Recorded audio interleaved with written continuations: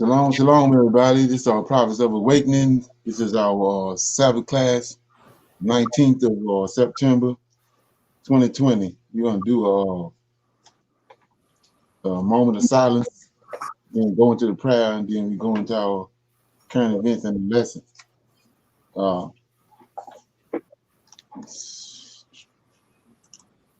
Okay.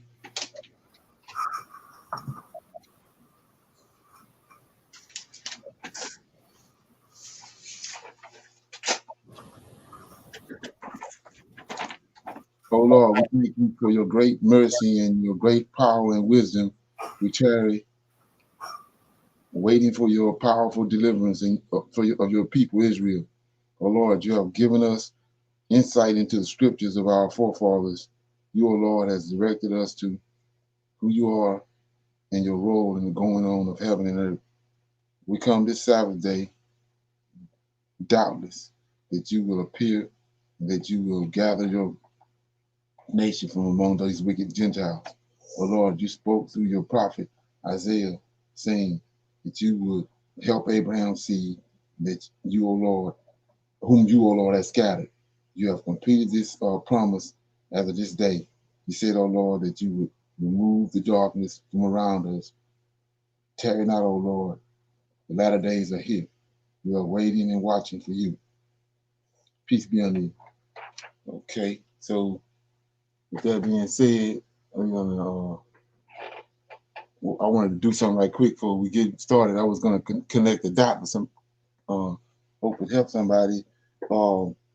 We be on several occasions we be dealing with the womb. So many people, they thinking that Isaiah 53 is when Jesus got stabbed inside with the spear and blood came out. That's the womb that he's talking about in Isaiah 53. And I showed you that wasn't it. But I got another precept that you might want to write down. It's Isaiah 30, verse 26. I'll read that right quick.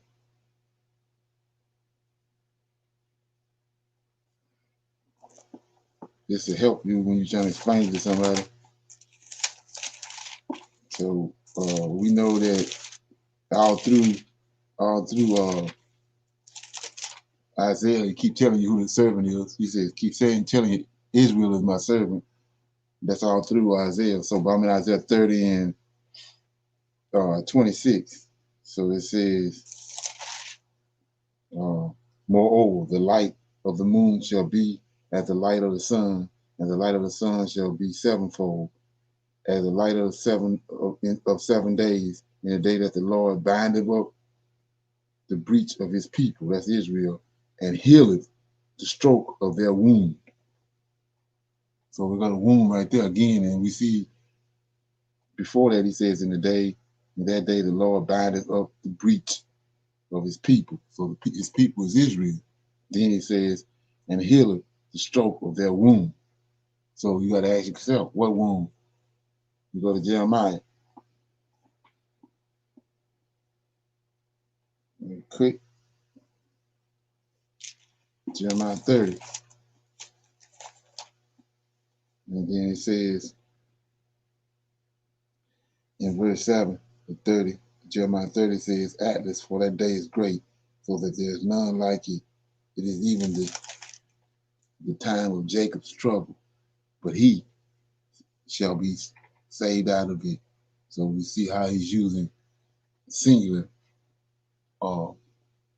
words for Jacob, but it's Jacob is a nation of Israel, got 12 sons. So it says at 8, what shall come to pass in that day, saith the Lord of hosts, that I will break his yoke from off his neck, and will burst thy bounds, and strangers shall no more serve themselves of him.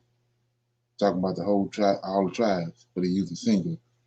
You go down to verse 11, then it says, for I am with thee, saith the Lord, to save thee, though I make a full end of the nations, whether I have scattered thee, yet will I not make a full end of thee. Singular, talking about Israel as a whole. But I will correct thee in measure, and I will not leave thee altogether unpunished. Now here we go, the womb again.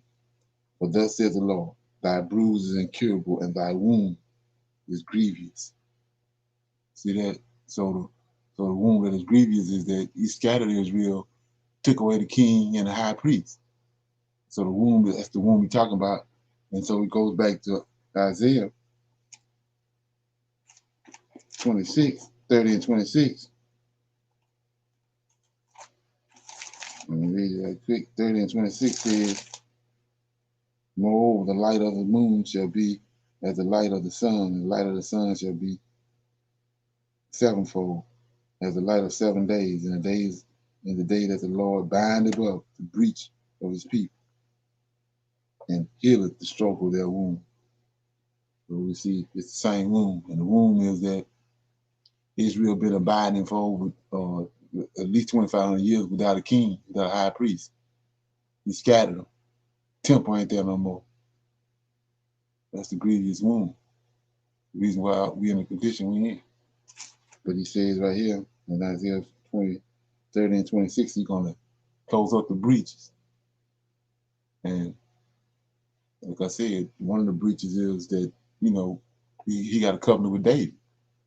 And the king, they're always going to be on the throne out of David's lineage. Well, that's the breach. Because ain't no king. You don't have no king. So that's a grievous wound. Anyway, so I just wanted to shine light on that when I was reading, I saw that verse, and I wanted to add it to the arsenal. Because you gotta hit Jesus upside the head every chance you get. Okay, so I'm in let me see where I'm at. Current events. Anybody got any current events?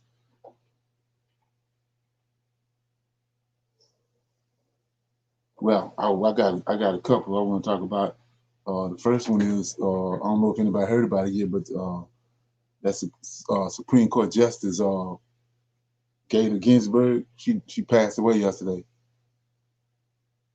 So just like I was saying before about the hurricane that came during the time when McCain and was running against Obama. Then all of a sudden this hurricane coming, and McCain had like a 10 to 15 point deficit on him. And then after the hurricane came, it forced the governor from New Jersey have to come out and do bipartisanship with Obama. And then all of a sudden, Obama took the lead. This hurricane just came. Never no hurricane been come up that close, that high up on the West Coast, the East Coast. It went all the way up to New Jersey and caused all kind of devastation. I can't remember the name of the hurricane, but anyway, so it changed the whole, supposedly, by their standards, it changed the dynamics of the election, and Obama ended up winning. And then, so what we see right now, all of a sudden now, with 45 days left before the election, this lady, Supreme Court Justice, dies. And so now it's this big old thing about getting another Supreme Court Justice. But the trick to it is, it's not even really time. It's not enough time. In 45 days, it takes longer than 45 days to get a Supreme Court Justice. But he's gonna push it through. He's gonna push it through. But the thing about it is, what you have to understand about that is, this has nothing to do with Trump. He's an idiot. These scribes and these Pharisees, which is another name for a scribe and a Pharisee, they lawyers. That's like the Levites. They lawyers. They act with the law and all this type of stuff. So what they're doing is they behind the scenes manipulating the election by bringing about certain events, or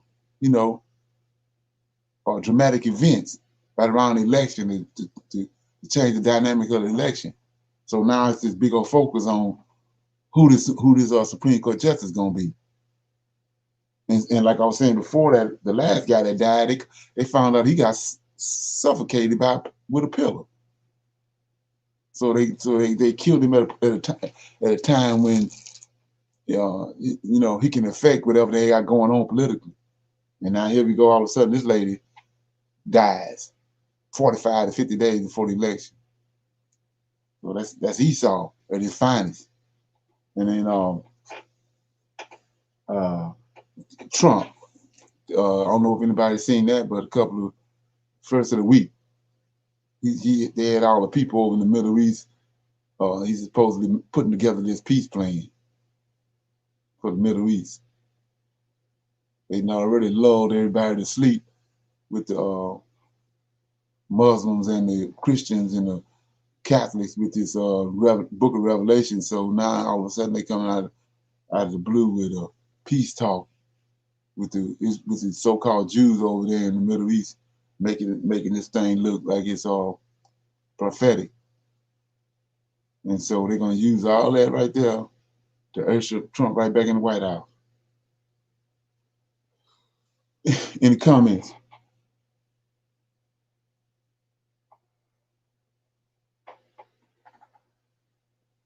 Anybody got any comments?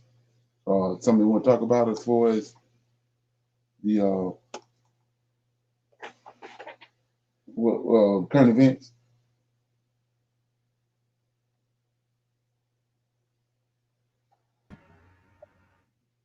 I I just want to comment on how he, often attacks the Democrats, and we know that they're wicked, but he's just as wicked. So it's kind of like Right, the folks that's interested in voting got to balance, which is the lesser of the two evils, but I don't think there is one.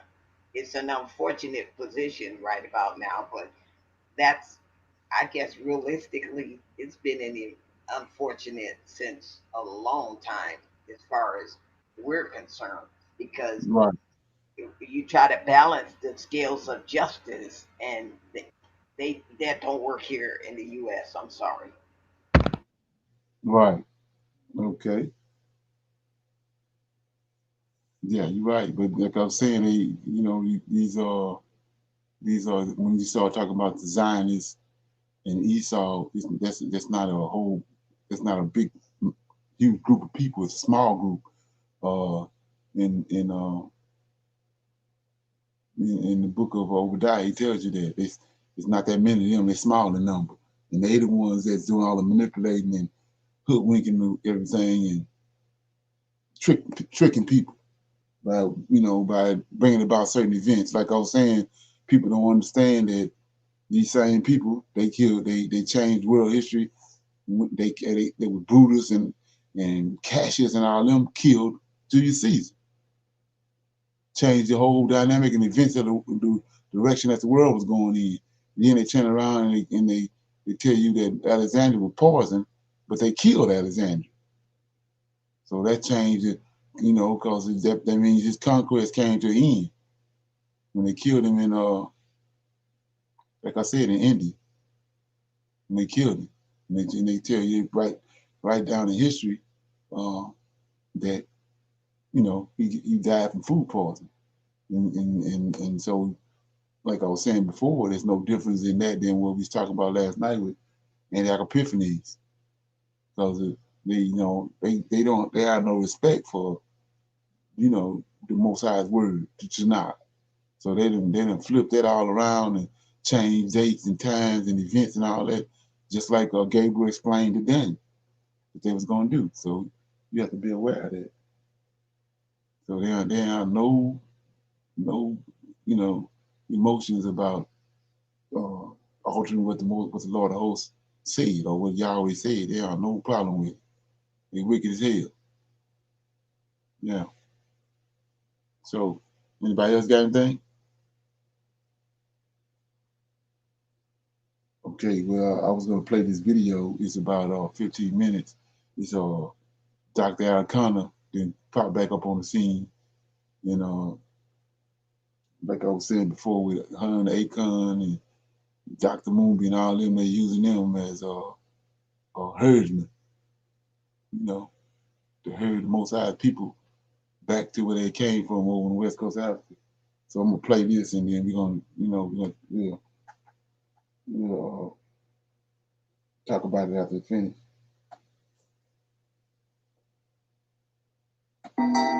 Louisville. I think as a race, we are going through a very interesting time in history. The 400 years since the children of Africa were taken out of the continent, it's really unbelievable to think that we have been through as much as we have been through, and yet we still have a lot of work to do for us to truly wake up. It saddens me sometimes just to wonder, what is it about us that makes it so difficult to just... Yeah, I want to shine a light on something right quick. I was just telling you about how these people behind the scenes, they script writers and lawyers. So you thinking that these people concocting these little speeches that they making and all that, but Esau behind it. And the reason I'm saying that, and the reason I stopped this for a minute, was she said 400 years, right? That takes you right to the Tanakh. But you call them the children of Africa. And then, like I said, as this I don't know if anybody been paying attention, but as this video go on, you're gonna see that she believe in the concepts that come out of Africa that's been there for thousands of years about the ancestors and all this stuff. And if you watched Black Panther, they go to these certain type of trees that's made, and their ancestors in these trees. And that's why they do the tree thing, going around the tree and all that, because the ancestors in these trees. So she believe all that. So why in the hell is you bringing up 400 years? So somebody else had to construct this, because you don't believe in that. So why would you even make a point about 400 years if you don't believe in none of that? So to say 400 years, you're directly taking the people that's listening to the Tanakh. Anyway, let it play. Just duplicate what others so easily do, particularly when you look at what we have here in the United States of America, the melting pot. I often say, ask for the voices of the Chinese diaspora, loud and clear. The voices of the Mexicans, the voices of the Indians from the country of India, the voices of the Irish diaspora, the German Americans, the Italian Americans, the Jews. Their voices are loud and clear. They understand very well the importance of staying anchored to their primary income, residing in this beautiful country of the United States. With the exception of the American Indians, everyone else is an immigrant. And they're proud of where they come from. The only people who are not proud of where they come from are us Black people. Even the Africans who are recent immigrants, who were born on the continent, I find it interesting when you ask them, where are you from? And quite often they will say, almost 100% of the time, I'm originally from Nigeria. Well, if you're originally from Nigeria, where are you from now? It's like, I used to be from Nigeria, but not anymore. And they don't realize that's what they're saying. But somehow, we're too busy running away from our primary income. Why are we running away from our primary income? It goes back to what Dr. Akbar was talking about. We were meant to believe that anything to do with Africa was bad and undesirable. We were meant to believe that everything to do with the Black race was bad and undesirable. We were meant to believe that anything that represents who we are is unacceptable, that we should always aspire to be something that we can never be. Allow me to take you to my village of Zimbabwe. Growing up in my country of Zimbabwe, prior to the British coming to Zimbabwe in 1896, we did not have the color black or the color white. We did not know about Jesus Christ. We had our own higher power. We understood there was a higher power. We had our own name of God and intermediaries who we knew. We could not speak and communicate directly with God. We went through our intermediaries. But the British came and told us that everything we believed in was unacceptable. But they introduced their own religion. They told us about Jesus Christ. And they told us about the angels. They told us that the angels were white and that there was something called the devil and that the devil was black. They told us about the color black, told us how the color black looks like, and told us how the color white looked like. Then they proceeded to tell us what the angels symbolized and what the devil symbolized. The angels were perfect, everything desirable, but here is the kicker. Even though they don't look white like the white piece of paper they told us it looked like, they said, oh, by the way, we are white. We represent the angels. And oh, by the way, there's something called the devil. Unacceptable, does all the horrible things. You want nothing to do with the devil, and that devil is black. And by the way, you too are black. Now let's all go to church. Let's all pray. Big news. In the next 60 seconds, I'm going to...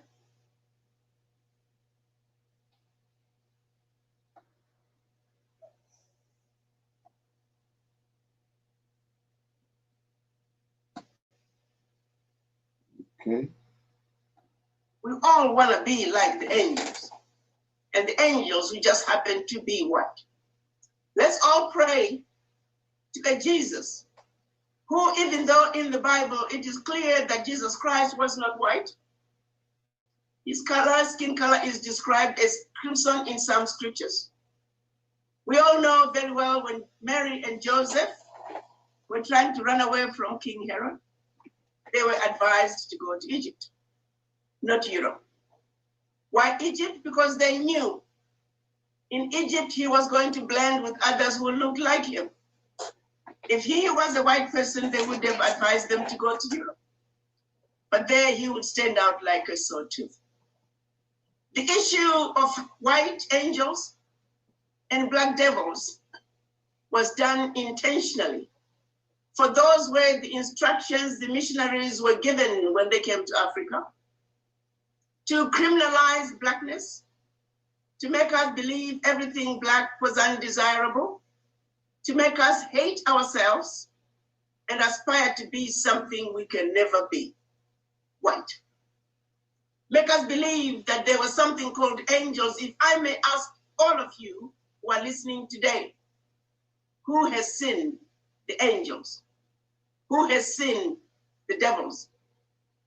Who was given the right to describe them, except it was a figment of somebody else's imagination, designed to diminish us, to make us feel inferior and less desirable and less of human beings. Those, my brothers and sisters, were lies. Blatant lies that we were told to make us feel inferior, to dislike ourselves. The question then becomes, how long will it take for us to accept those lies, understand them, and denounce them, and begin to turn the corner as a race and say enough is enough. No more can our children continue to live among these lies. No more shall we continue to pass these lies to our children, but that our children must know the truth. that we as Black people are the origin of humanity, that without Black people, without the Black woman, if I may brag a little bit, there would not be any humanity as we know it. There would not be any other races. The Black woman gave birth to the first human being. Why is it then that those who gave birth to humanity are treated as the scum of the earth? Why is it that we're being told that we are inferior, and yet we know the truth? Why is it that we have accepted these lies, even though we know very well that they are lies, but somehow we hold on to them and never. Okay. If you look at every person with. Yeah. Anybody got any comments on what you heard so far?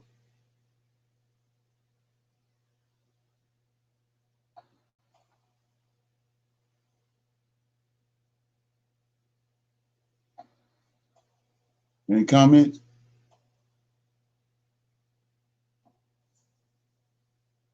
Okay, I'm gonna let it keep playing. Nobody have no comments. That we have been subjected to. It goes back to the mastermind, the plan that was put in place to keep us where they want us to be. That has got to change. It is affecting us in every way. It is precisely the reason why we continue to be the most disrespected race on earth. It is precisely the reason why we are unable to look at what other races are doing around us. We are totally incapable of rescuing ourselves from ourselves. The enemy for us is within. Where they defeated us is in the mind. While we may have lost the shackles of the ankles and the shackles of the wrists, the shackles of the mind remain alive and well today. The realization and understanding and appreciation that we're not only sick from this disease, but we are in the intensive care, wherein lies the problem. How do you seek health care if you don't believe you're sick? How do you go to the doctor if you don't believe you're sick? How often do you have a conversation? In my case, in many cases, I'll ask young people, and I talk about the legacy of colonization and the legacy of slavery. And almost 100% of the time, young people will say, I'm so glad I don't have that problem. Well, Dr. Akbar said it very nicely. Why is it that we spend $1,000 to buy Brazilian hair? Why is it that it's easier for us to patronize others who don't look like us? I often say a Black man who has had a shop in a Black neighborhood for years, the minute a Chinaman shows up with his own shop, we will walk right past the Black man's shop to patronize the Chinaman. And pretty soon, we are putting the Black man out of business. Only we Black people can do that. And yet we are fully aware that if a Black person tried to open a shop in Chinatown, not a single Chinaman would patronize them. If a Black man tries to open a shop in Little Italy, not a single Italian will patronize them. But we will more than happy run to their shops and pass our own, and we will be quite happy. Because why? Right, so I got about 8 more minutes, but I was gonna shine light on something. Like I was saying at the very beginning, she mentioned the 400-year prophecy that's in Genesis, but ever since then, everything she's talking about is Egyptian ideologies. She didn't exalted the woman, then she turned around. Now she don't have no clue about the curses and the Lord of hosts, none of that. And then on top of that, she's using Greek philosophy and Greek ideology as far as creating your own destiny, manifesting your own destinies. There's nothing in there that has nothing to do with the Tanakh, except what she mentioned at first, because of whoever wrote that for her know who we are. So coming to the conversation, she bring up 400 years. So I'm gonna let these last few minutes play. Why? We are being told that anything that has to do with us is undesirable, and we spend the rest of our lives doing whatever it takes to make us feel just a little bit closer to white people, because we are being told that is what the idea of beauty should be. My brothers and sisters, until we wake up to that realization, until we understand that we are suffering from this disease, until we understand that singularly, this is the disease that's keeping us from moving forward, until we understand that singularly, if we want to make sure that we will not have any more George Floyd, we must heal from this ailment. And that means you and I need to have a serious conversation with the image in the mirror. In a very realistic way, let's not lie to ourselves. Let's not lie to our children. We must be the generation that's going to put an end to this curse. We must be the generation that's going to say enough is enough. We owe it not only to ourselves, but to our children, our grandchildren, and generations to come. Speaking from the position that I'm speaking. Okay.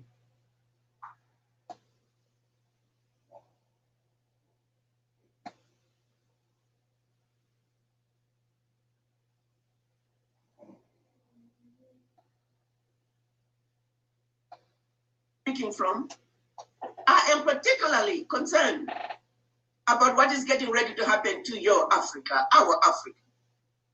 I'm here to share with you a decision that was agreed upon by the African heads of state. That decision is called African Continental Free Trade Area. It is a decision that for the first time in the history of our beloved continent, Africa is going to enter the world market as one customs union, speaking with one voice, one heart, one mind, heading towards one common destination. I encourage all of you to look up the African Continental Free Trade Area, read it up and understand it fully. And this is why it is important. The African Continental Free Trade Area is going to open up all the borders that have been keeping African countries from trading with each other. Doing business in Africa is getting ready to be very easy. You establish yourself in one country and you spread like wildfire throughout the continent. The reality on the ground in your Africa, in our Africa is, and please pay attention to this. Today, as we speak, there isn't a single African country that has the capacity to build a railway line. There isn't a single African country that has the capacity to build an airport. That capacity is in the diaspora. One of the best airports in the world, the most well-run airport in the world, was built by the majority of Black companies, and majority continues to be run by majority Black companies. And I'm talking about the Atlanta airport, the Hartsfield-Jackson International Airport. And yet, airports are being built every day in Africa by the Chinese, while Africa's children, who are very capable, are sitting in the diaspora. The reason the children of Africa are not building those airports is because the African leaders do not know how to reach them. It's because we are disorganized. We are not united. There's no one place you can pick up a phone call and reach the African diaspora and let the African diaspora know about what is going on in our Africa. Because what is going on in our Africa is your inheritance and you deserve to have access to. Here is the reality on the ground, my brothers and sisters. Come next year, the implementation of the African Continental Free Trade Area is going to begin. The Chinese, who are already in Africa, are getting ready to quadruple their presence. They're getting ready and mobilizing all their financial resources. The Europeans who have been in Africa for centuries are getting ready to quadruple their presence. Because why? They know that the capacity that is needed to build a sustainable Africa is in the diaspora. It is not on the continent. But they also know that the diaspora, the true inheritors, are fast asleep. So come next year, Right here in my backpack.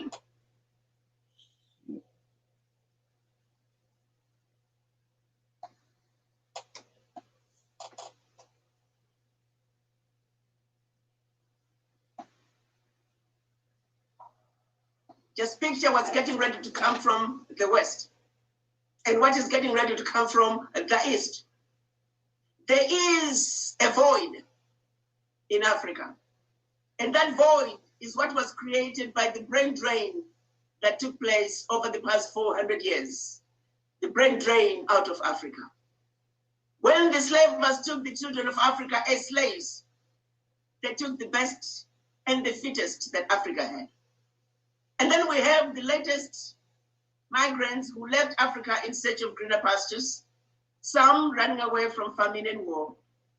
The end result is the void that was created by the brain drain.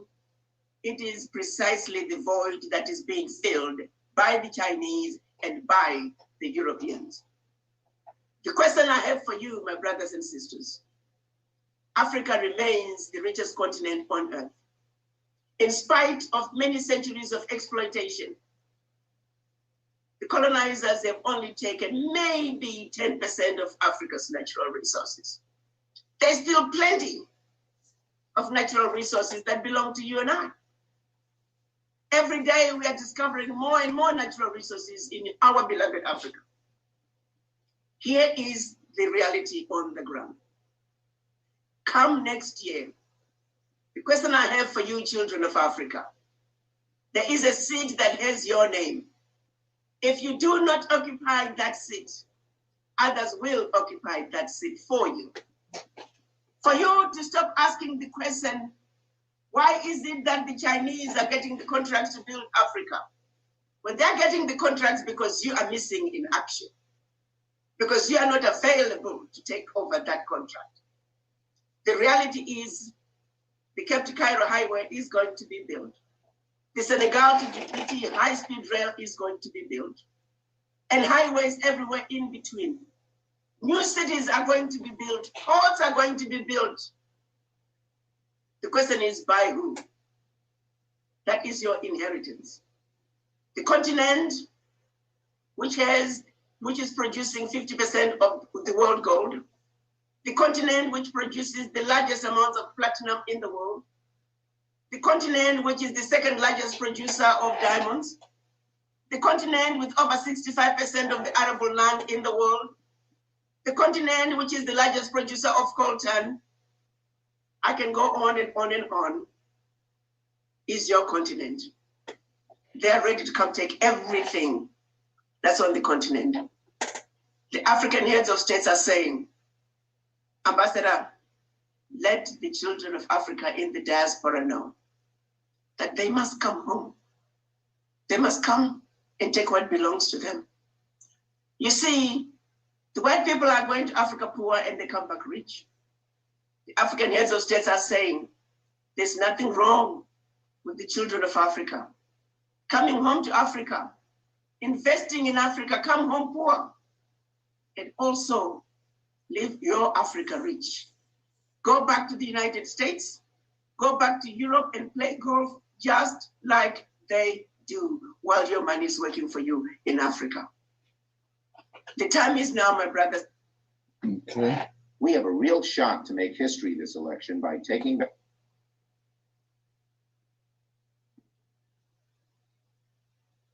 We do not have time to waste. We do not have time to continue to self-hate. We do not have time to continue to distrust each other. I am here to let you know that Africa, if we do not come together this time, is going to be gone for good. The choice is yours. Are we going to come together and speak with one voice? Or will we continue to allow the legacy of slavery and the legacy of colonization to continue to win to our detriment and to their benefit? The choice is yours. Okay.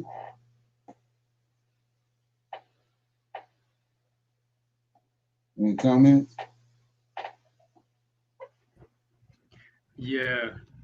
she got a snake tongue, man. She she's talking about what was done to us, but then she's saying it's our fault. Right, She's talking about the governments and what's going on, but then she's saying that we can do something about it. She's talking about the colonizers and all that type of stuff, but it's back and forth. She's telling us right, but it's everything is our fault. And right, then the other part is she's doing all this. She's so bold in how she's speaking, but yet not one time did she mention reparations. right, exactly. And then the thing about that too is, ain't that an eerie reminder? That's what Obama did. Yep. And he did the same thing. That's why he ain't. It's Esau behind the scenes constructing their speeches, because you can see she had no clue about the curses. Deuteronomy 28. She bringing up the 400-year prophecy, but that's it. You ain't saying nothing else about the Tanakh or nothing. Yeah. So yeah, we got a question over here. It's where's the nation of Judah in this discussion? Back to Africa now, with no structure of a nation that reach the whole purpose of the scattering. So uh, the people that's over here, that's what I'm saying is that uh, Judah, when you understand what happened, we talked about a couple of days ago how because of Solomon and what Solomon was doing, he started out on the right foot with the Lord, but by the time the end of his life, his old age, he had almost 1,000 wives, and they was all foreign women. And he had brought all their gods in, allowing them to worship their gods and set up images all over the place. So Israel was divided. The 10 tribes was separated from Judah, Benjamin, and Levi. And when you understand who Levi, Judah, and Benjamin are, they're the heads. They're the heads. And so when you understand that and go and look and listen to the dialogue with him and the prophets and the kings, he said the whole head is sick. That's one of the reasons why they was cast out. But so the head is Judah, Benjamin, Levi. So Judah, Benjamin, and Levi were the ones that were scattered over the whole world. The head was scattered. That's why he says the king and the high priest is not, because they've been scattered. That's the wound. That's the grievous wound that I was just talking about. He got rid of the head, the king, the high priest, and the temple and all that. That's the grievous wound that's under them. So when you understand that, that's why he says in I'm gonna talk about this a little later too, but that's why he says in Zechariah right here that which is it's a must, and that's what we're witnessing right here. This prophecy. He says in Zechariah chapter 12, uh, verse 7, the Lord also shall say to tents of Judah first, that the glory of the house of David and the glory of the inhabitants of Jerusalem do not magnify themselves against Judah. So why is he saying that? Well, the king, David, come out of Judah. That's David's descendants. David's people is Judah. And then so that's why he was saying that in Numbers chapter 24. I showed you this. Let me get it right quick. In Numbers 24, he says he prophesied this before David even came, was that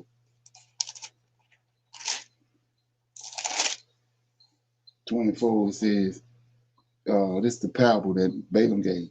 And he took up his parable and said, Balaam, the son of Beor, has said, the man whose eyes are open, has said, he have said, which heard the words of God, knew the knowledge of the Most High, which saw in a vision the Almighty, falling into a trance, but having his eyes open. I shall see him, but not now. I shall behold him, but not nigh. He's talking about David. There shall come forth a star out of Jacob, and a scepter shall rise out of Israel, and shall smite the corners of Moab, and destroy the children of Sheol. That's David. That's out of the tribe of Judah. And, which David's father Jesse come out of Judah. for Bethlehem, Euphrates, which is a city within the Judah. So that's why what we witnessing right now, Judah is over here in America. And I just read in Zechariah, he's going to save the tents of Judah first. So this is what we're witnessing right here. And the Most High is using these, just like he used Cyrus. Cyrus is wicked as hell.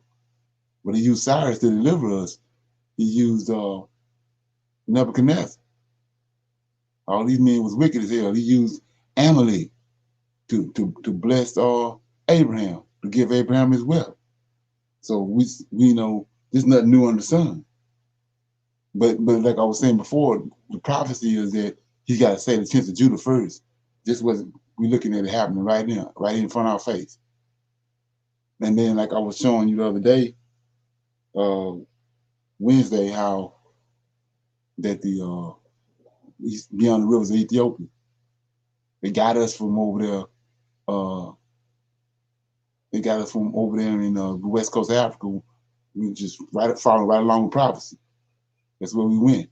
When the woman fled into the wilderness in 143 BC, that's where she went. And she and Israel protected there for a while until Deuteronomy 28 and 64 and 68 caught up with us. Then we brought here for our punishment of our forefathers. And now we see that we've been delivered from that. But you're dealing with Judah.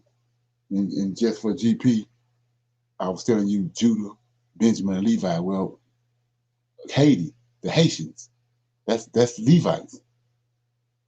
You know, people, Cameroon and all them people over there, that's Benjamin and Levites, and Judah here in America. And so, like she said, when we left, they went over there and they handpicked the best of the people and brought us over here. The strongest survived. And that's the same thing Nebuchadnezzar did. Took the choice of the people and took them to Babylon and built up Babylon. Egyptians did the same thing. Took the choice of the people to build up their cities. Okay. Yeah. Anybody else have a comment?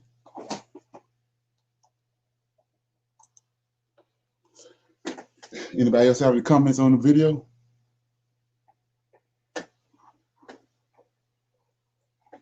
Okay. Yeah, I had gave y'all that video to watch. I'm hoping everybody watched it, looked at some of it. Did anybody watch it?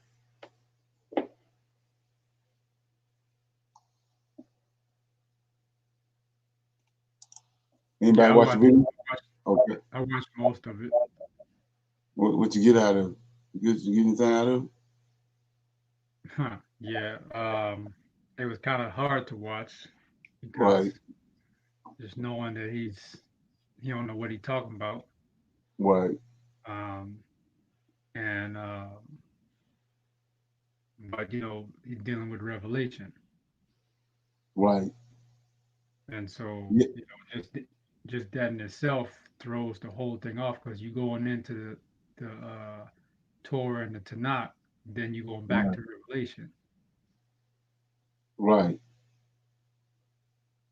Yeah. So the thing about that is, I mean, what I do with that is, by when you understand that the Old Testament, New Testament, two different books, and then you avoid the things of the New Testament and avoid when somebody conversating about it, then that's not, you're not being strengthened like that. But to deal with it head on and able to decipher what's wicked as hell and what's not, that's how you act strong. It's not that, you know what I'm saying? It's not something to do all the time, but you have to come head on with the lies in order to be able to discern them. And so that's what I was doing. So I got to go in here and find these, find the video too.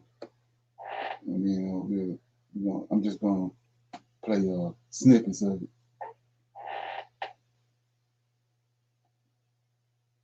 It's called for the people that didn't watch it. It's called Current Events, and here you go.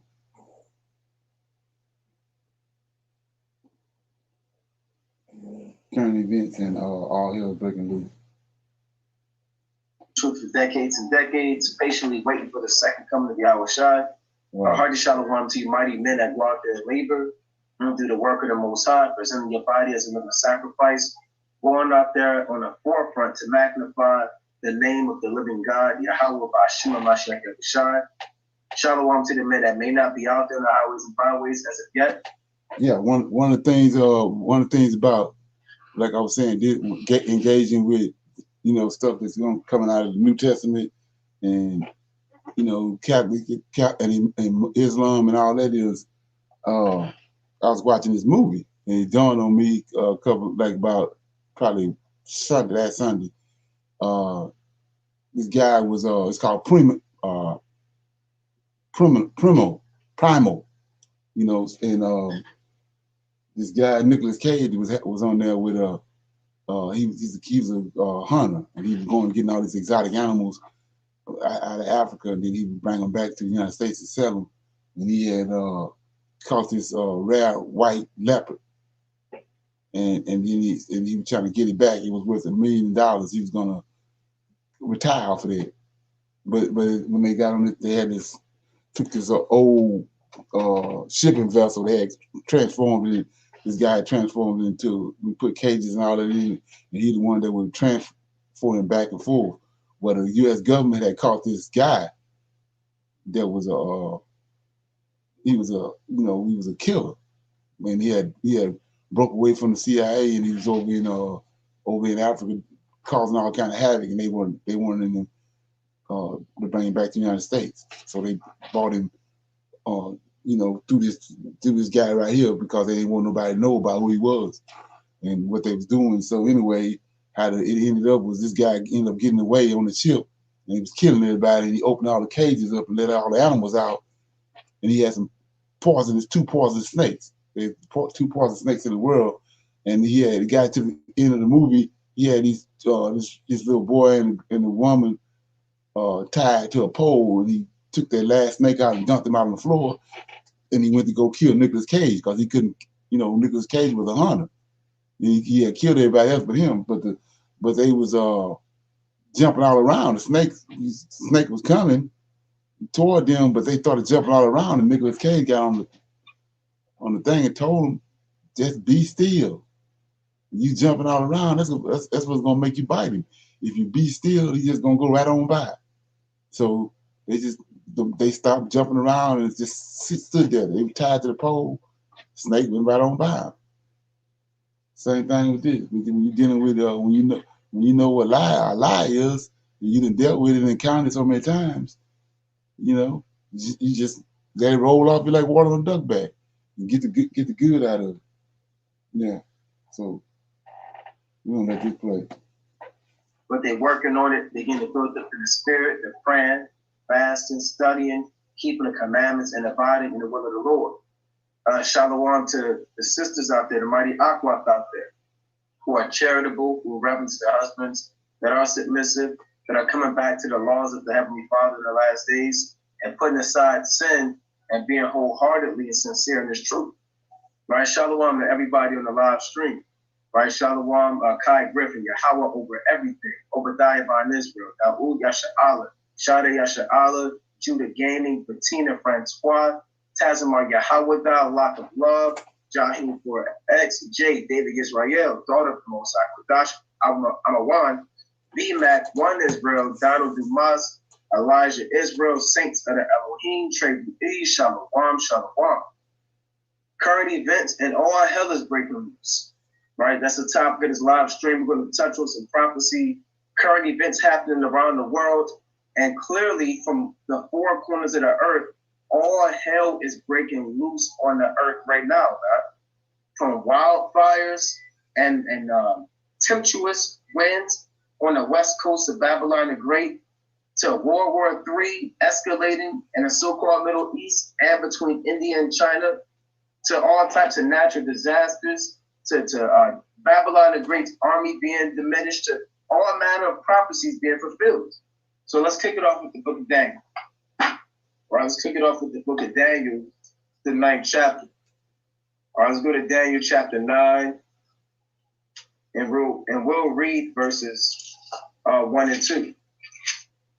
All right, let's go to the book of Daniel chapter 9, verses 1 and 2. Right, and again, shalom to everybody. I did not salute in the live stream. Right, we back at it. Right, Daniel chapter 9 and 1.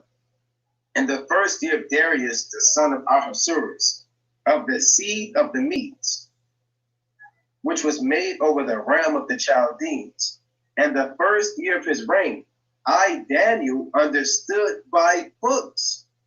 All right, it says, I, Daniel, understood by books the number of the years whereof the word of the Lord came to Jeremiah the prophet. He would accomplish 70 years and the desolations of Jerusalem. So what Daniel did was, Daniel studied the prophecies. Daniel went into the records and said, hold on now, it was written in numerous precepts from Jeremiah 25 and 11, the first Ezra 5, all the way down, that's 55 all the way down, right? Like brothers was going into earlier, another precepts, right? That it was written at 70 years, 2 Chronicles 36, right? The latter end of that chapter, that 70 years will be prophesied for the destruction of Jerusalem, and that there will be slaves for 70 years under Babylon. Daniel went into the books. He said, I understood by books. This is how you measure the times. This is how you know that we're living in the end of the world. It's not something that we just make up, or we like to say because it sounds cool, or it's kind of a trend. We know that we're living in the end of the world because we're going through the books like our forefather Daniel. And the Most High requires that which is past. That's what Daniel said. Again, let me read that again. Daniel 9 and 2. In the first year of his reign, I, Daniel, understood by books the number of the years. So we have to understand by books the number of the years. We have to understand the years that we're living in. We have to be able to be spiritual botanists, if you will, and look at the fig tree blossom and understand how close we are to the summertime that's approaching. Right? For those that don't know what I'm speaking of, let's go to the book of Luke chapter 21. Right. So what you see in this little episode right here is that they under the illusion that the New Testament books are scripture. So that's why he's saying that what he's saying, but he don't understand the fact that the New Testament don't have nothing to do with it, but he's trying to break the New Testament down the same way he's doing the Old Testament. Not understanding that what was given him in the New Testament is from Esau and from a Gentile mindset. Yeah, like I said, see how he went to Luke. All right, then we'll get into these current events. All right. This is Luke chapter 21 and 29. All right, let's go to the book of Luke chapter 21 and 29. And it reads, and he spake to them a parable. Behold, the fig tree and all the trees. And we go into this often. Yahweh said, look at this tree and all the trees, right? When they now shoot forth, ye see and know of your own selves that summer is now nigh at hand. So when you begin to see trees blossom, that's a clear sign to let you know that, look, summertime is approaching. Just as if you were to see leaves falling off of a tree, that's a sign that winter is approaching. When you see these trees blossom or fruit is growing, and you see butterflies, and you see hummingbirds, and you see bees, and all types of creatures out, that lets you know on a physical sign that summer is nigh at hand. The Lord is about to use that as a similitude for the prophecies that are coming to pass. Right? Let's read that again. Well, let's read on. Luke 21 and 31. So likewise, yea, when ye see these things come to pass, know ye that the kingdom of God is nigh at hand. Meaning, when you see these current events come to pass, when you see these tempestuous natural disasters come to pass, when you see the wars, the famines, the pestilence, right? All hell breaking loose, then summer is now nigh at hand. And it's not speaking about, although we're in the month of August and fall is approaching, It's not speaking about the actual physical season of summer, but rather the spiritual season of summer. Because during the summertime, light is at an all-time high. And during the summertime, light prevails over darkness, right? Right. So in watching this video right here, it dawned on me. I hadn't seen it before, but I seen something that was going on that, like I said, I hadn't seen before, and it was what I found out is that, like we figured out here on Prophets of Awakening, how that, you know, they say that Jesus Christ was there in the beginning, and that he was hidden in the Father's bosom and all that, and then so he wasn't revealed to our forefathers in the Tanakh, but he was revealed to the apostles, right? So what I peeped out on that is, if you notice, and you know, I hope this helps somebody, that the prophecies, like what he just read, that's the Lord of hosts. But he saying it's Jesus speaking. And then, like I said, what I'm saying right now, keep that in your head, and the other things he's gonna mention in this video, you're gonna see that it's the Lord of hosts. So what they did was took stuff that the Lord of hosts said in the Old Testament that was gonna help us, and it's over in the New Testament. But all you have to do is understand that who's doing the talking, it ain't Jesus, it's the Lord of hosts. And then it start making a whole lot more sense. So I'm gonna play another clip, part of this clip.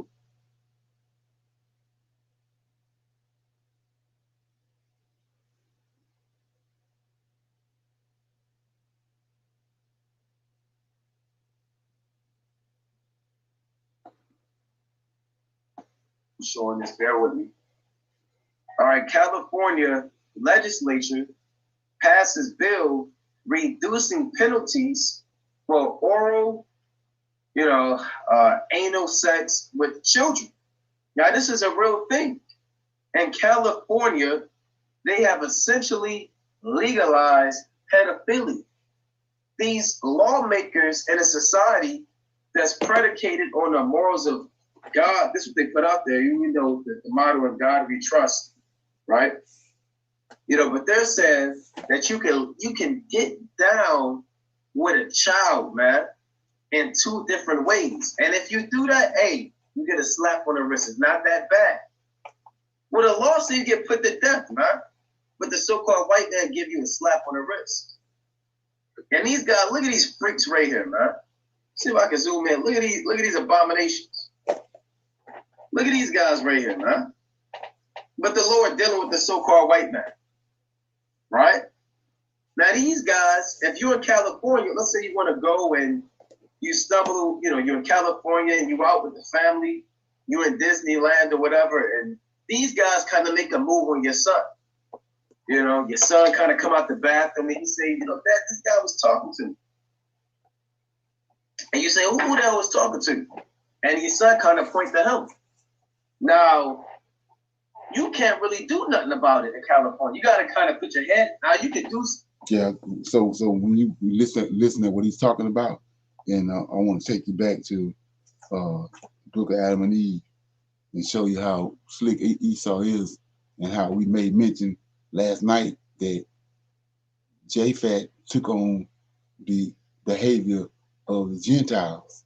I mean, Zephno, one of Esau's sons, and he became king. He took over the behaviors and the customs of the Gentiles.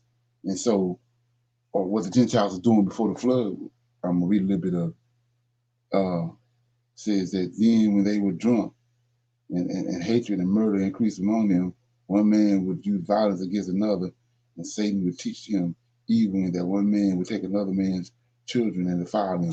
You see right here. So that was wicked as hell. They hid it, and they've been doing it forever. It's part of their DNA, but they hid it from the public eye.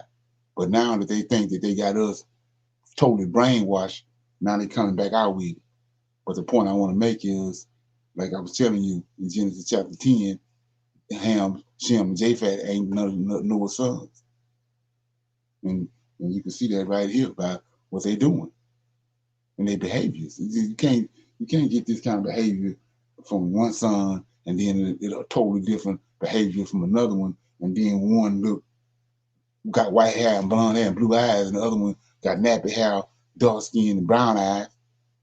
Ain't how DNA work. So it can't be his son. Okay? Something about it. But legally, this man is protected by anything that he may have done to his son. You know? A little boy's going to be getting raped, groped, kissed on. And these guys, they've been doing this. They're going to get a slap on the wrist, and they're going to be, hey, things are going to go well with these guys, right? You know? Well, let's go to the book of Matthew chapter 22. Okay. Right? And we knew this was going to happen. It was only a matter of time.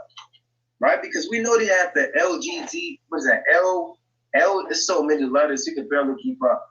That LGBTQ, lesbian, LG, gay. If you're lesbian, you gay. Bisexual, you really still a homosexual. T, tranny, you're still a homosexual. Q, I believe that's queer, you're still a homosexual. Pedophilia, you're still a homosexual. Right? So they got P on the end of that thing. Let's go to Matthew chapter 24. Right, so you can't. And we'll go into some of this article. There's no way. These are the current events happening around the world. There's no way on the sun you can get the contrast within a family like that, unless they not family members. They come from two different origins. That's the only way you can get there. These people, what they doing, and then what's the countenance of African American, and the countenance of African, and the countenance of these people. There's no way in the hell they came out from out of the loins of the same man. You don't see that with Jacob. He had 12 sons. You don't see no contrast like that between the 12 tribes, the boys. So there ain't no way, that right there is a lie in itself. While Jake is smoking a blunt, rolling up in a damn backwood, man, sitting in a car hotboxing with some beats on, instrumentals, all hell is breaking loose on the earth, man. Right? This Matthew chapter 24 and verse, let's see, Matthew chapter 24 and 12. Right? So remember what I said, this Lord of Hosts, they taking what Lord of Hosts said in the Tanakh and using it over here. St. Matthew chapter 24 and 12, and because iniquity shall abound, the love of many shall wax cold. And iniquity is abounding. Sin is increasing, huh? At one point in time, if you were a pedophile, hey, you had to register as a sex offender. You might have got beat to death. You know, that was something you kind of kept to yourself, and you died a pedophile. Now you can openly be this way, huh? And a lot of these, that's why California is on fire, huh? A lot of these people, why is California on fire? Why is the Lord doing that? Or why is Mother Nature against California? Right. So let's look at that, because I want to drive this point home. So he just mentioned that sin is abound. Well, who overseeing? Who in charge of sin on earth? We know, we go back to let me read it, and I want to just quote it. So go back to Exodus chapter 23.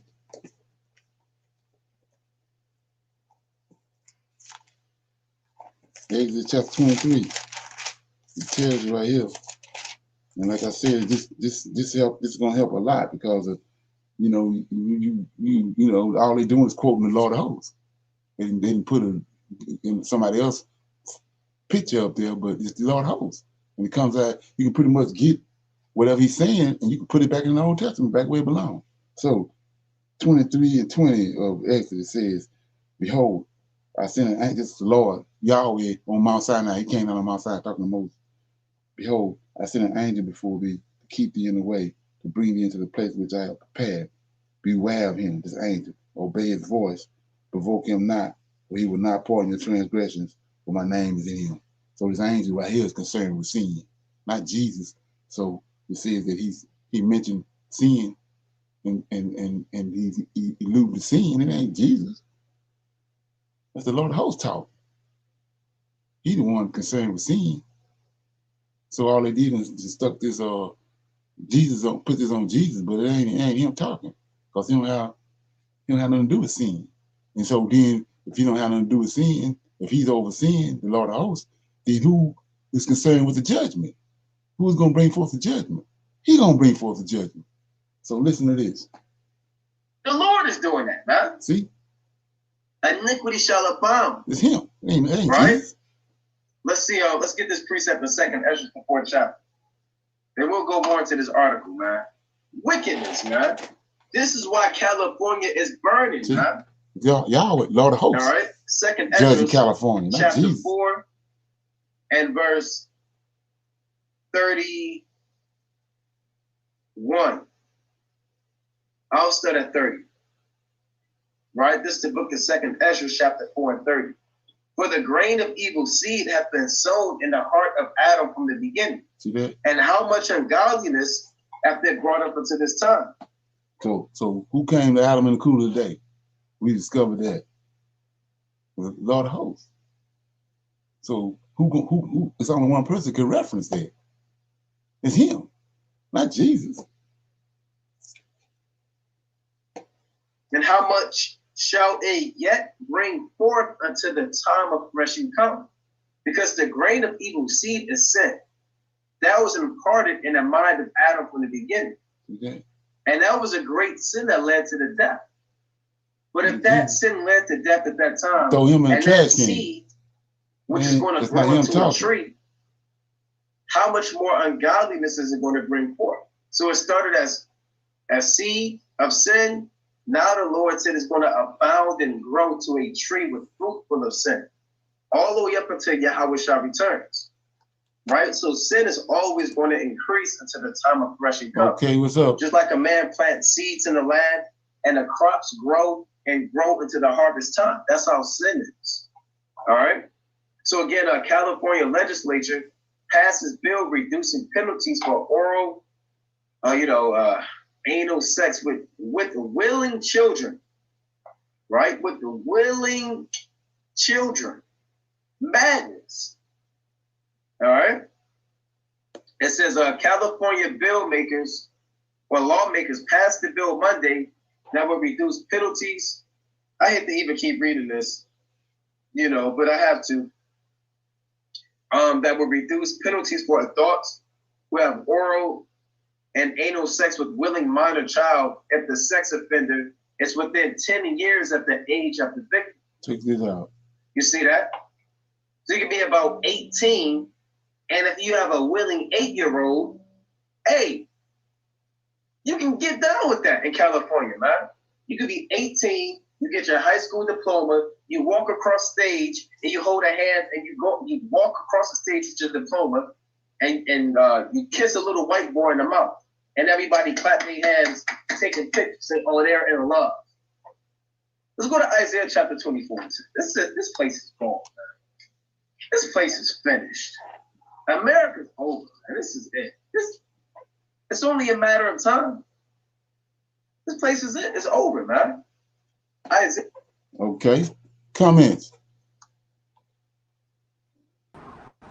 What's up, Shalom, shalom. That is what's crazy. up, sisters? Okay. Yeah. I mean, so what yeah, happened like I was to? saying before, go ahead. I was just saying, what happened to the protection of minor children? Why? That's the point I was making, is that we under judgment. Judgment is going on right now until this like we was dealing with last night. It's a time appointed, and what we see is coming to the end now. But the person that's the overseer of all that is the Lord of hosts. You have to get that rest in your head. So it ain't got nothing to do with Jesus. It's the Lord of hosts. He's the overseer from the beginning over all that. And so he asked that question, who made Jacob a homeborn slave? And who scattered Jacob? He did. Jesus ain't scattered. So anyway, let me go to somewhere else real quick.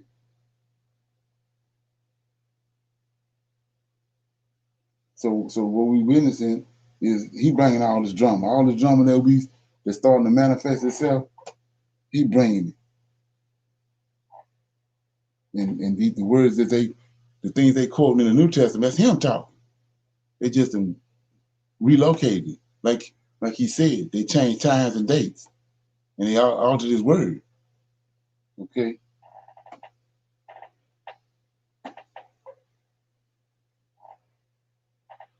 Destruction, man. All right. It says even Syria, gird yourselves with the cloths of sack and bewail your children. Be sorry, for your destruction is at hand. All right, let's pull this up now. I also wanted to get into, oh man, this is a good one right here, man. Let's go into this one right here. Now, this is from, bear with me. Now, this is from Yahoo News, and you can find this, I believe, in Popular Mechanics, right? Yeah. So I was going to shine light on something for us. Let this continue. When these guys right here from GMS say Jake, when they mention Jake, it's a black man, Israelite, but he don't know who the hell he is. So they call him Jakes. There's somebody, Israelite that's lost. Haven't found out, haven't awakened, found out who his identity is. It says the Air Force, now this is what Babylon the Great is saying.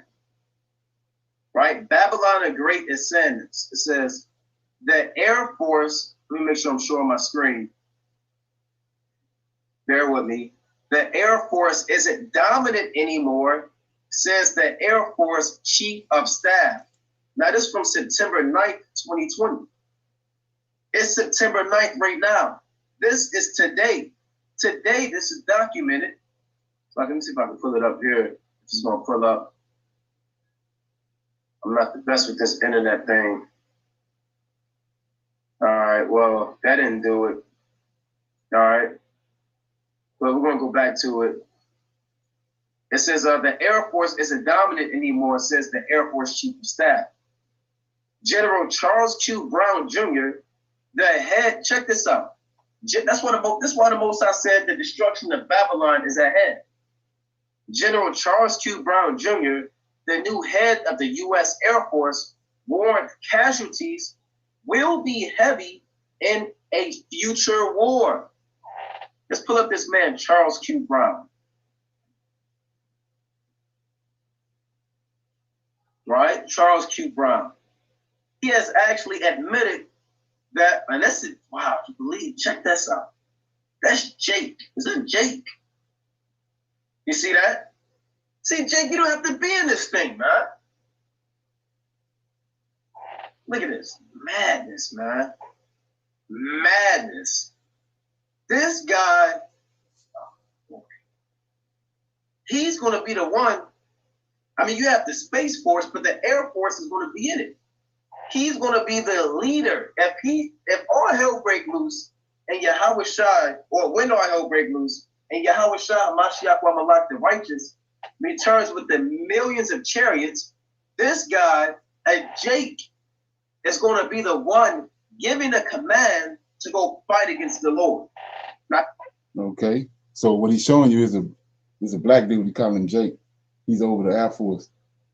He's the one making all these statements. So he's saying that when Lord Host come back, he's so ignorant and lost, having awakened, he's gonna be fighting against his own fighting against the Lord of Hosts, his maker, his creator, not even knowing it, out of ignorance. But I mean, you can't see the images. Like I said, you can go back and watch this, but like I said, the Bible tells you in the Old Testament that all Israel ain't Israel. And when you look at this dude right here, I don't see no Israelite in it. He got skin, but I don't see no Israelite in it. So anybody got any comments? So far, I'm just playing snippets out of this.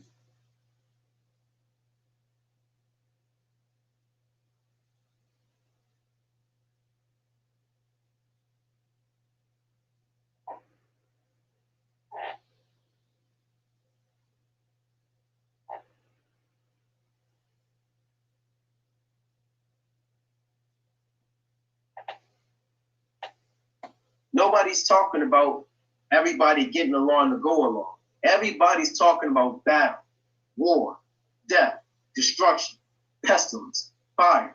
The Most High said that the sound of battle is in the land and the great destruction. Let's read on. Jeremiah chapter 50 and 23. How is the hammer of the whole earth cut asunder and broken? How is Babylon become a desolation among the nations?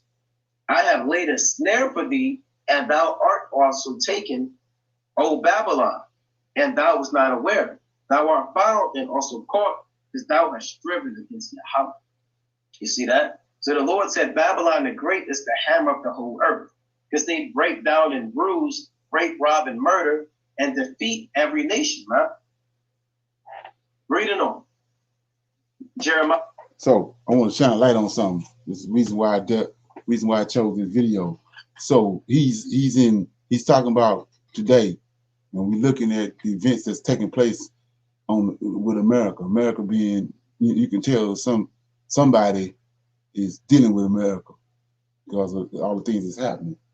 But he just quoted a verse out of Isaiah that says that Babylon is the hammer of the whole earth. So when Jeremiah wrote all that down, who was Jeremiah referring to? What was he referring to today, or was he referring to the Chaldeans and Nebuchadnezzar? Can anybody answer that?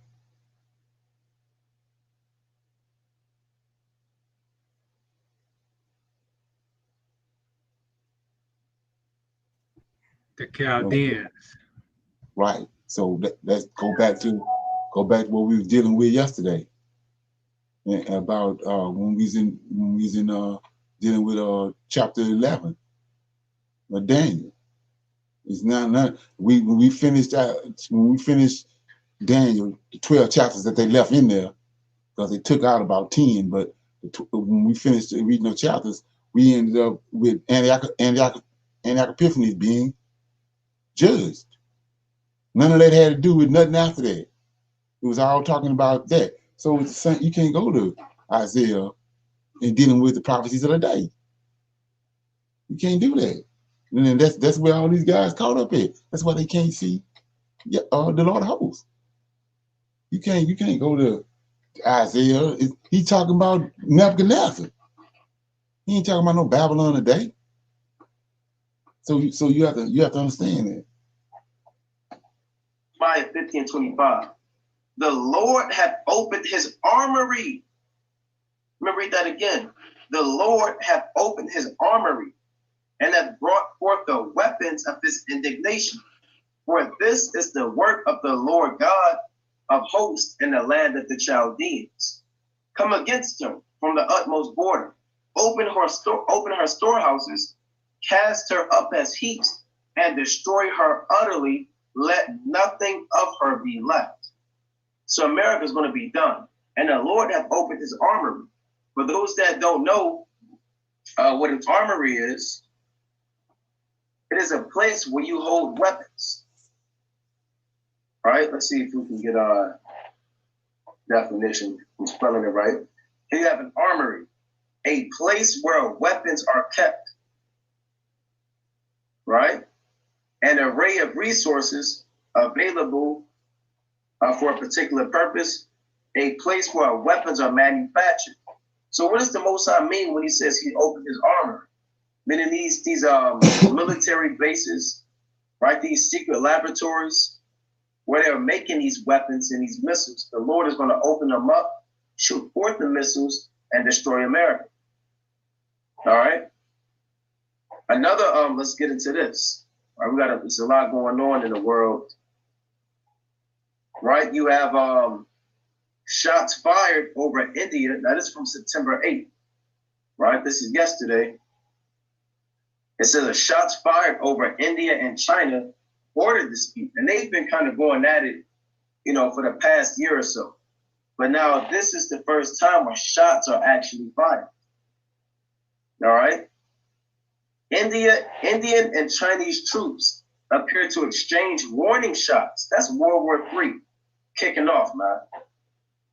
All right, along their disputed border in Ladakh on Monday. the first time firearms have been used by soldiers from the neighboring superpowers since 1975.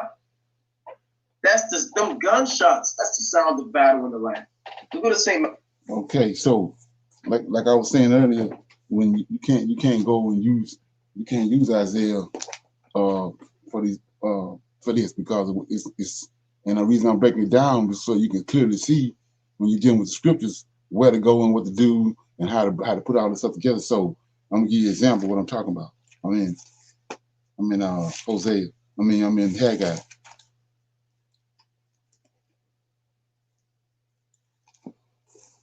Yeah, because you get the inside information on it, you are able to do that. But somebody that just come in and don't understand this, they're gonna be doing just what he's doing. So I'm in Haggai chapter 2, verse 20. Okay, and it's title with it's over there. I got a King James Study Bible. It says the Lord's promise to Zerubbabel. You can't bring nothing else in there. I can't go from here to Malachi.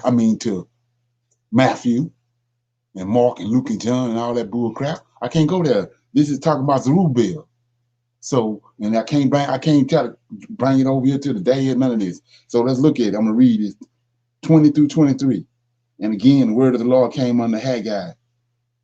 This specifically to Haggai during the time that Haggai existed, in the 4th and 20th day of the month, saying, speak to Zerubbabel, not Ricky or Rodney or Trump. He says, speak to Zerubbabel, governor of Judah, saying, I will shake the heavens and the earth. He's gonna do the same thing this time, but he's using somebody else to give it to you. They didn't take that away from you. So he says, 22, I will overthrow the thrones of the kingdoms. I will destroy the strength of the kingdoms of the heathen, and I will overthrow the chariots and those that ride in them, and horses and their riders shall come down, everyone by the sword of his brother. So what they gonna do? Because we're gonna go all the way in with this. They're gonna symbolize. They're gonna symbolize the hold up. They're gonna symbolize the chariots, but he's saying chariots. They're gonna symbolize them and say today it's tanks and aircraft and all that. No, he's talking to Zerubbabel. Back then when Zerubbabel existed, it was chariots and horses. That's why it's saying chariot and horses. So it says 22, I will overthrow the throne of the kingdoms, and I will destroy the strength of the kingdoms of the heathen, and I will overthrow their chariots. He's saying chariots because that's what they had.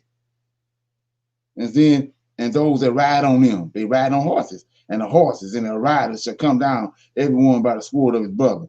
In that day was back then, like I said, when they had chariot and horses. And when Zerubbabel existed and Haggai existed. I can't bring this to the day. So 23, in that day, said the Lord of hosts, I will take Zerubbabel, right? My servant, the son of Shethel, said the Lord, and I will make thee a signet, for I have chosen thee, said the Lord of hosts. I can't bring nothing else into that. And so what we was dealing with yesterday, when it says that they're gonna change times and laws and all that, well, that's an example right here. You changing the times. The times is Zerubbabel. It ain't got nothing to do with today. So you time the change has been you can manipulate the times and the events and place them somewhere else. Just like I'm showing you that it's the Lord of hosts talking in the New Testament, but they didn't told you it's Jesus. And they took out the verses where he spoke it, took what he said out of context from out of Tanakh and stuck it over in the New Testament. Okay, yeah, and that changed the whole understanding perspective of it when you're dealing with it. So let me finish this. I got a couple more. Let's see.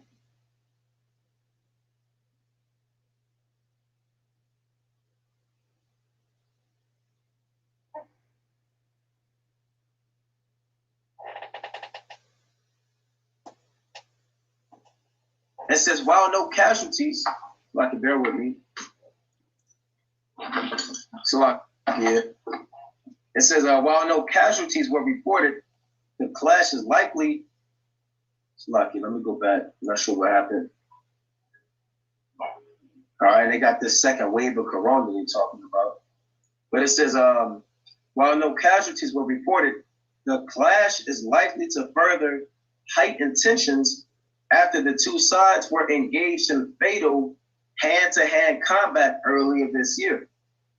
China claimed on Tuesday that Indian soldiers had opened fire to ward off a unit patrolling in a contested mountainous region. But India officially denied they fired shots, countering that China had used their guns to intimidate forces. Hey, eventually, one of these guys, man, you have a young Moabite or a young Elamite going to be a hothead, and they're going to aim a shot at somebody. They're going to aim their rifle at somebody and kind of shoot them in the head.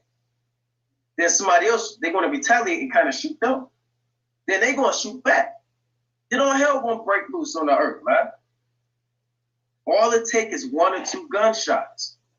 Because India has allies. China has allies. And they're going to get involved in World War III too. Russia's going to get involved as one of China's main allies. America's going to get involved in this thing. And that's all it takes. You got to watch this thing and watch this China and this India thing going on, man. The Lord said, watch. Right? Let's get that in the book of 2nd Ezra. Right? Let's get that in the book of 2nd Ezra. Chapter 2 and 13. You got to watch. You got to redeem the time. 2nd Ezra chapter 2 and 13. Go, and ye shall receive. Pray for a few days unto you, that they may be shortened. The kingdom is already prepared for you. Watch. So the Lord said, pray for a few days. Don't pray that your days that America lasts. Don't pray that you can get 10 more years in America to get that job you always wanted, or finally get that master's degree, or finally get that business plan that you've been working on. Pray that the days are short in America. Why? Because the kingdom's already waiting for you. Right? And the Lord, hell is breaking loose, right? Like I said, all it takes is one man to make a false move. All right? It takes one man to make a false move. Now, what else we got going on? We got, so I can bear with me. You got these California wildfires going on. Now, let me pull this up. If you've been paying attention to the times, right? They have level 3 evacuations going on in China. They're saying, please leave now. Right?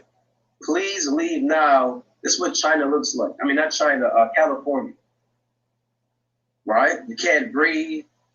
You know, it's burning up. And the Lord is burning California to the ground. And these are the greatest wildfires that are happening this year that's ever been recorded. Look at all these people leaving. Right? They're saying, leave now. Get out. Do not remain. All right, Oregon's on fire. California's on fire. I believe parts of Washington are on fire. Now, this is from 15 hours ago. All right, bear with me. Let's pull this up. It says, please leave now. Level 3 fire evacuations for parts of Bonnie Lake. Right, bear with me. It says, wind pushes the summer grade fire south, forcing the closure of SR 410 and bringing out a state wildfire response. So people are getting out of there, man. All hell is breaking loose in California. So I can bear with me. All right, all hell is breaking loose in California.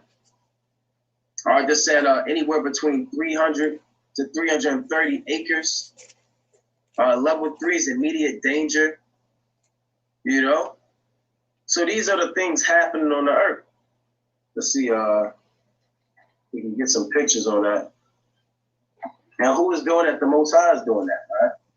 God is judging California for their pet. See what I mean? It's the Lord of hosts. He all over. He jumped from Jesus to Yahweh. Not even understanding his job. It's the Lord of hosts. that's doing this. It's Lord of hosts, the one that's talking. Even though in the New Testament, it's the Lord of hosts talking. The affiliate, with their homosexuality, with their witchcraft in the Hollywood industry, in the music industry, man. For the innocent blood of the Aztecs that was shed, man. Right? For all manner of evil on the earth.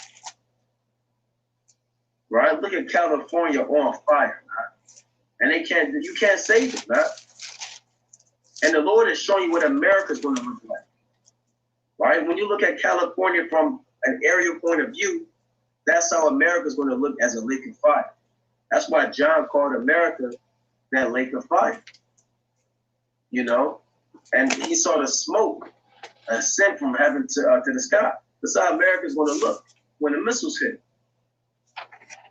You know? Look like hell on the earth, man. Right? So you don't have to, look at this. This looks like an actual place called hell.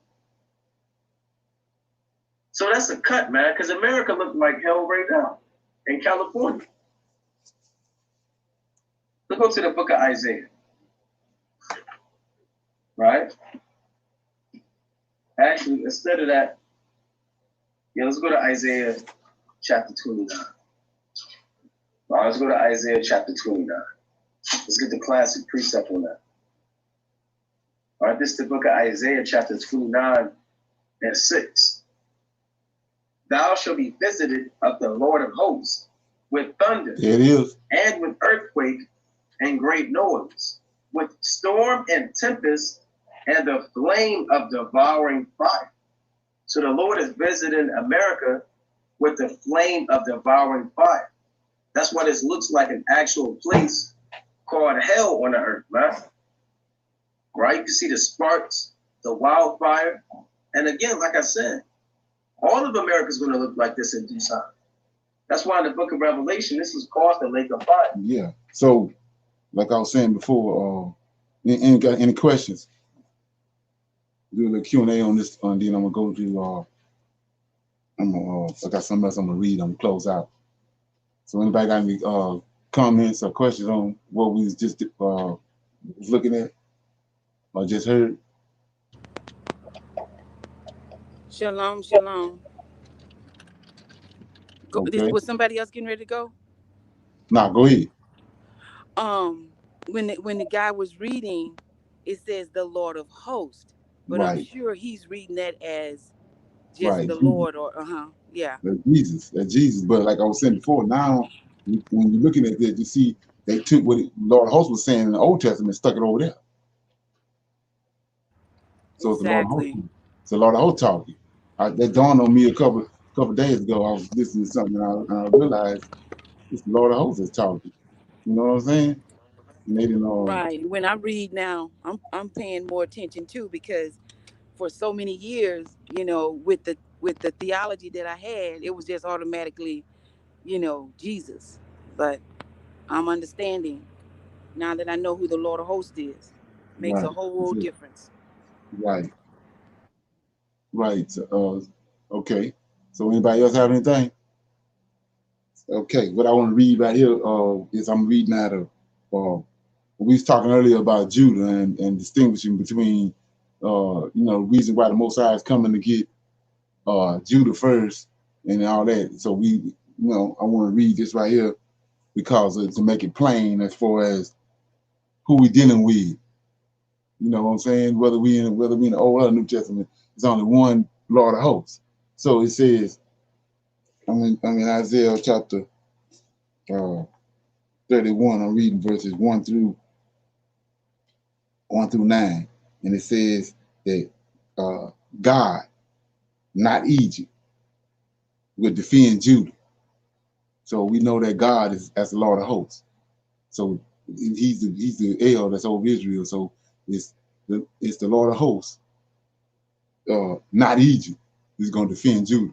So I'm going to start reading. It says, "Woe to them that go down to Egypt for help, and stay on the horses, and trust in chariots, because they are many, and in horsemen, because they are very strong. But they look not unto the Holy One of Israel, neither seek the Lord. Yet he also is wise, and will bring evil, and will not call back his words, but will arise against the house of the evildoer and against the help of them that work iniquity. Now the Egyptians are men and not God, and their hearts is flesh, not spirit. When the Lord shall stretch out his hand, but he that helpeth shall fall, and he that hopeth shall fall down, and they shall fall together. For thus saith the Lord, thus hath the Lord spoken unto me, like as the lion and the young lion roaring on his prey, when a multitude of shepherds is called forth against him, he will not be afraid of their voice, nor abase himself for the noise of them. So shall the Lord of hosts come down to fight for Mount Zion and for the hill thereof. Read that again. Nor abase him for the noise of them. So shall the Lord of hosts come down, then but one person, one being, to fight for Mount Zion and for the hill thereof. As birds flying, so will the Lord of hosts defend Jerusalem. So we know he got wings. So it says, as a bird flying, so will the Lord of hosts defend Jerusalem. Defending also, he will deliver it, and passing over it, he will preserve it. So he got wings, passing over it. Like I was saying, all this stuff is literal. Okay, for in the third day, in that day, every man shall cast away his idols of silver and his idols of gold with your own hands made unto to you for a sin. Then shall the Assyrian fall with the sword, not of a mighty man, and the sword not of a mean man shall devour him, but he shall flee from the sword, and his young men shall be discomfited, and he shall pass over to his stronghold for fear, and his princes shall be afraid of the ensign, says the Lord, whose fire is in Zion, and his furnace in Jerusalem. So I want to shine light on verse 9, then open up for comments, and we'll close out. It says, 9 says, he shall pass over his stronghold for fear, and his princes shall be afraid of the ensign, says the Lord, whose fire is in Zion, and his furnace is in Jerusalem. So this person that's gonna pass over to his stronghold for fear, and his princes shall be afraid. That's the Assyrians and the people who's round about it, he done gathered up in the last days. So he says they're gonna be afraid of the ensign. What's the ensign?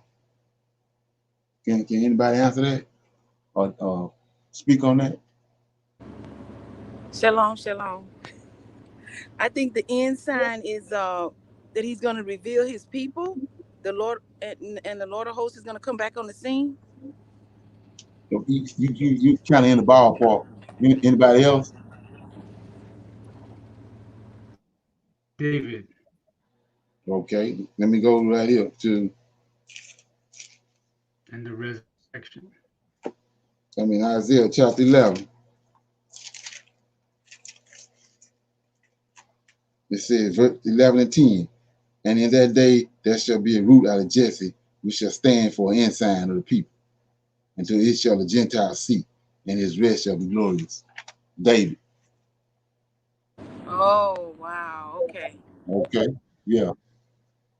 Okay. So with that being said, like I said, anybody got any comments about questions about anything we dealt with this week or whatever? And before we close out, they want to make a comment or want to get some insight on something before we go. Shalom, shalom. I just want to say real quick, I've been in an area where I haven't had a really good signal, but I'm going to go back and listen to the videos from this week, and I'll probably have a lot of questions on this Friday. So thank you. I love you guys. Okay. Okay. So anybody else before we close out?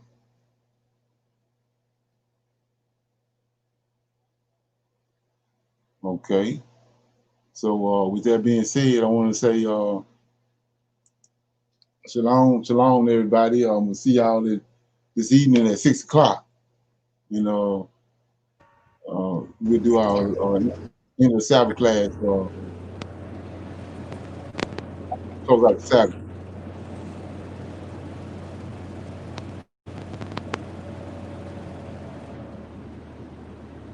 Shalom, everybody. Shalom, Jeanette. Shalom. Shalom, Michelle.